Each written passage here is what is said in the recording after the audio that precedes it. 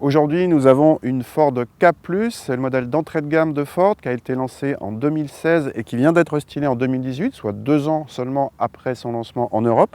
Le restylage a modifié les feux, la calandre, les boucliers. Après les 2 premières générations de Ford K qui étaient des petites citadines proches de 3,60 m, cette K+ est beaucoup plus grande, elle est juste en dessous des 4 mètres, elle a un gabarit proche de la Fiesta, mais là où la Fiesta vise la Clio, cette K+ est plus concurrente d'une Sandero. Son atout, c'est son prix, c'est son positionnement entrée de gamme. Illustration avec les moteurs, il y en a 3 qui sont tous en dessous de 100 chevaux, en essence comme en diesel.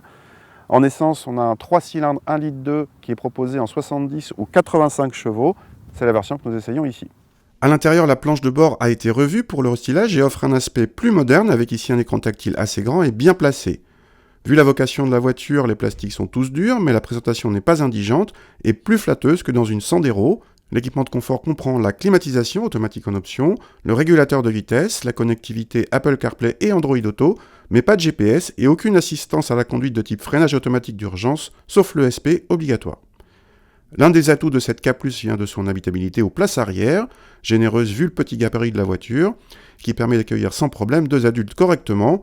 Le coffre est en revanche correct pour la catégorie mais sans plus, une Sandero propose un volume nettement plus important. Commençons par ce 3 cylindres 1,2 litre atmosphérique. Bonne surprise avec ce bloc tout récent. On pouvait craindre du bruit et des vibrations, surtout dans un véhicule à vocation presque low cost comme ça, et en fait pas du tout. Il est assez discret, aussi bien en sonorité qu'en vibration.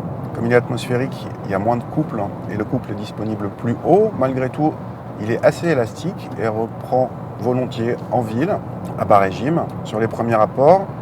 Sur route, c'est un petit peu plus compliqué parce que les derniers rapports sont très longs. Donc autant il n'y a pas de problème pour aller à 80 ou bien même à 130, ça tient sans problème. Mais si vous voulez relancer, n'hésitez pas à rétrograder, d'autant que le maniement de la boîte ne pose pas de problème particulier. Pour la partie dynamique, cette K+ n'a évidemment aucune vocation sportive. D'ailleurs, si vous la bousculez, non seulement elle prend du roulis, et en fait les pneus assez étroits, pas du tout faits pour attaquer, sont les premiers à dire « oh là, pas trop vite ». Malgré tout, bonne surprise, comme la voiture est légère, si vous restez dans les limites de l'adhérence des pneus, évidemment, eh ben ça se faufile bien, ça tourne bien. Donc sur les routes sinueuses, pas de problème. Et dernier point plutôt positif, un bon niveau de confort, en ville comme sur route. Question consommation, cette K+ échappe bien sûr au malus écologique et se situe dans la moyenne de la catégorie, plus sobre que la Sandero TCE 90, mais moins que certaines citadines comme la Peugeot 208 PureTech 82. En tarif en revanche, cette K+ fait fort puisque notre modèle d'essai s'affiche à 12 000 €, soit seulement 400 € de plus qu'une Sandero TCE 90 lauréate.